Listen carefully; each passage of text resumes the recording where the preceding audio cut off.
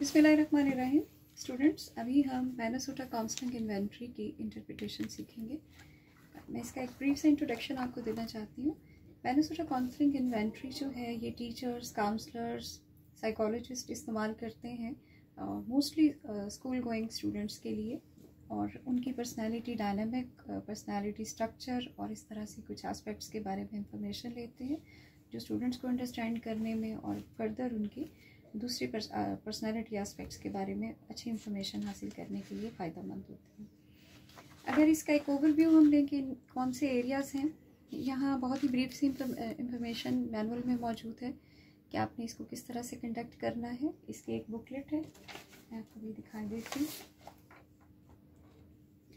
ये इसकी बुकलेट है जो हम इस पर्पज़ के लिए यूज़ करते हैं। जैसा कि आप देख सकते हैं कि इसमें रिस्पॉन्सेज हैं और इन रिस्पॉन्सेज को हम ट्रू एंड फॉल्स के टर्म्स में पूछ रहे होते हैं। ये ग्रुप सेटिंग में भी किया जा सकता है और इंडिविजुअली भी स्टूडेंट्स को दिया जा सकता है। 355 इसके टोटल रिस्पॉन्सेज हैं। जनरली इस पे जो टाइम लगता है वो 50 मिनट का होता है और इसमें बहुत ही ब्रीफ सी इंस्ट्रक्शंस दी जाती हैं पार्टिसिपेंट्स को। पहले उनको कंफर्टेबली बैठाया जाता है, फिर उनको टेस्ट के बारे में बताया जाता है और एग्ज़ामिनर वहाँ मौजूद होता है। अगर किसी भी आइटम को पढ़ने समझने में कोई प्रॉब्लम हो तो वो एग्ज़ामिनर से पूछ सकते हैं और इस तरह से वो अपने रिस्पॉन्सेस को ऐसी एक शीट पे शो करा रहे होते हैं। जैसे आप देख सकते हैं कि ये आपके पास रिस्पॉन्स के नंबर्स हैं और यहाँ आपके पास ऑप्शन है ट्रू या फॉल। अगर आपका आंसर किसी भी रिस्पॉन्स पे ट्रू है तो उसको आप हाईलाइट कर देंगे और जिस पे फॉल्स है तो आप उसको हाईलाइट कर देंगे। इस तरह से ये 355 रिस्पॉन्सेज जो हैं हासिल कर लिए जाते हैं। इसके बाद फर्दर जो इसमें इम्पोर्टेंट काम है जो किया जाता है वो इसकी स्कोरिंग है। इसके लिए आपके पास ये बबल शीट्स या स्कोरिंग शीट्स मौजूद होती हैं। अगर आप ऑलरेडी टेस्टिंग के प्रोसीजर से वाकिफ़ हैं तो यू नो वेरी वेल कि हम इसको किस तरह से यूज़ करते हैं। You have to place it. इसमें ख़ास ख्याल रखा जाता है कि दोनों फॉर्म्स यानी आपका रिस्पॉन्स फॉर्म और आपकी जो शीट है वो बिल्कुल इक्वल लेवल पे आ जाए और उसको बिल्कुल इक्वली सेट करने के बाद यहाँ पे इन होल्स में जो आपको मार्क्ड क्वेश्चंस नज़र आते हैं आप उनको काउंट कर लेते हैं। जैसे कि आप देख रहे हैं कि हमारे पास जहाँ जहाँ मार्क एरियाज आ रहे हैं उनको हम काउंट कर लेंगे और उनको फर्दर हम नोट डाउन कर लेंगे। इसके लिए आपके पास ये एक और शीट मौजूद होती है जिसको कि प्रोफाइल शीट कहते हैं। जैसे कि आप देख रहे हैं कि ये 11-12 ग्रेड्स के स्टूडेंट्स के लिए भी हो सकता है और इसी तरह से 9 और 10 ग्रेड के स्टूडेंट्स के लिए भी हो सकता है। जो आपकी एज रेंज है उसके अकॉर्डिंग वो मेल है या फीमेल है, आपने उसके रिस्पॉन्सेस को नोट डाउन करना है डिफरेंट स्केल्स पे। ये तमाम एब्रीवेशंस मौजूद हैं जो आप यूज़ करते हैं इन स्केल्स के लिए।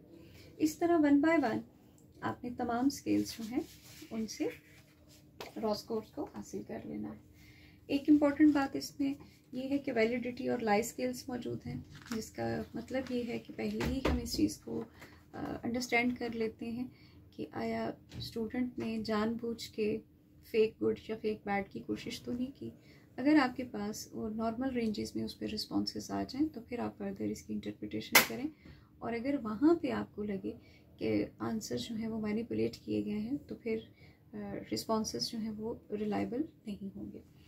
1 बाय 1 आप तमाम जो आपके पास स्केल्स हैं उसकी बेसिस पे इस शीट को एनालाइज कर लेंगे और आप अपने आंसर जो हैं उनको रिकॉर्ड कर लेंगे। Just a bird eye view, मैं इन स्केल्स के बारे में आपको थोड़ी सी इंफॉर्मेशन देना ज़रूरी समझती हूँ ताकि जब आप इंटरप्रिटेशन करें तो आपके लिए ज़्यादा आसानी हो सके। हम इसके बारे में थोड़ा सा जानते हैं कि ये एक्चुअली सब स्केल्स हैं क्या। इसके लिए एक ओवरव्यू आपको मैनुअल के अंदर से ही फ़ायदेमंद रहेगा। जब आप इंटरप्रिटेशन करते हैं तो आपको इनके बारे में जानना ज़रूरी है। जैसे आप समझ सकते हैं कि FR एब्रीवेशन फैमिली रिलेशनशिप के लिए यूज़ की जाती है और इंटरेस्टिंगली इसमें लो स्कोर आपका पॉजिटिव मीनिंग में आता है, यानी कि अगर आपका स्टूडेंट लो स्कोर लेता है FR स्केल पे तो इसका मतलब है कि वो फैमिली के साथ अच्छे हेल्दी रिलेशनशिप रखता है। और हायर रिलेशन जो है, हायर स्कोर जो है वो नेगेटिविटी को यानी अनहेल्दी रिलेशनशिप को प्रेडिक्ट करता है। इसी तरह से सोशल रिलेशनशिप का जो स्कोर आपका सब स्केल है उसको हम SR से डिनोट करते हैं, और इसमें भी आप देख सकते हैं कि अगर लो स्कोर्स हैं तो वो आपकी मैच्योर इंडिविजुअल की सोशल रिलेशनशिप को इंडिकेट करता है, और आपको डिफरेंट तरह के ट्रेड्स जो हैं स्टूडेंट में नज़र आते हैं। इसी तरह इमोशनल स्टेबिलिटी, कंफॉर्मिटी, एडजस्टमेंट और अदर स्केल्स आपके पास मौजूद हैं, और इन पे भी लो स्कोर्स हेल्दी टेंडेंसीज को शो करता है, जबकि हाई स्कोर जो है वो नेगेटिव टेंडेंसीज को शो करते हैं। अब आपको करना क्या है कि जो आपने रॉ स्कोर्स ले लिए हैं, अब उन रॉ स्कोर्स की बेसिस पे आप उसके स्टैंडर्ड स्कोर हासिल कर सकते हैं। ये जो मैं आपको एक प्रोफाइल दिखा रही हूँ, ये एक फ़ीमेल स्टूडेंट का है जो 11th ग्रेड में है, तो उनके पॉइंट ऑफ व्यू से हम इसे फिलअप करते हैं। That will be helpful for you to understand further it. इसको आप किस तरह से फर्दर सॉल्व करेंगे मैं आपको बता देती हूँ।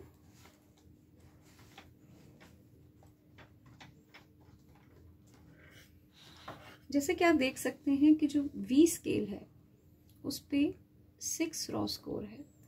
Now we have to locate B for 6। आप ये देखेंगे कि 0 से 5 एंड दिस इज एक्चुअली 6। यहाँ पे आपका उसका रॉ स्कोर आ जाता है। ये आपके पास V स्केल पे रॉ स्कोर की इंडिकेशन है, और इसके ही कॉरस्पॉन्डिंग में आप उसका स्टैंडर्ड स्कोर देख सकते हैं। That will B for you, आपकी अंडरस्टैंडिंग के लिए, this is somehow 62 is the standard score. अब आप ये देख सकते हैं कि this is something in between the highest and low. ये हमें थोड़ा सा एवरेज एरिया नज़र आ रहा है। इसी तरह से अगर आप FR स्केल को देखते हैं तो आपके पास 16 उसका रॉ स्कोर है। 16 मीन्स समवेयर हेयर, और जब आप इसको लिंक अप करेंगे तो ये आपका 59 स्टैंडर्ड स्कोर आएगा। एंड SR एरिया पे आपके पास 36 रॉ स्कोर है। इट मीन्स ओवर हेयर, और जब आप इसको 36 को रिलेट करेंगे तो ये तकरीबन 66 स्टैंडर्ड स्कोर आ जाएगा। एंड देन ES 29 इस पे रॉ स्कोर है, which is over here, and that will be equal to 69 standard score. And then C is over here, जिसको कि आप देख सकते हैं कि 17 इस पे हमारे पास रॉ स्कोर है, which is equal to 61 standard score, and so on. और इस तरह से आप तमाम सब स्केल्स पे उनकी रॉ स्केल्स की बेसिस पे, रॉ स्कोर्स की बेसिस पे स्टैंडर्ड स्कोर्स हासिल कर लेंगे।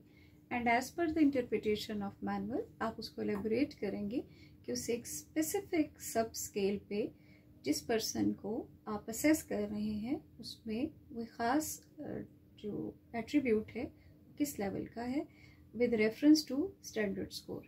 और ये स्टैंडर्ड स्कोर्स आप जानते हैं कि ये नॉर्मेटिव डाटा होता है जो उसी एज रेंज के, उसी एजुकेशनल ग्रुप के बहुत बड़े एक ग्रुप से लिया जाता है, और उसकी बेसिस पे ये डिटरमिन करने की कोशिश की जाती है कि मेजॉरिटी के अंदर क्या टेंडेंसीज मौजूद हैं, और एवरेज से अबव या एवरेज से लो जो है वो एक स्पेसिफिक इंडिकेशन दे रहा होता है।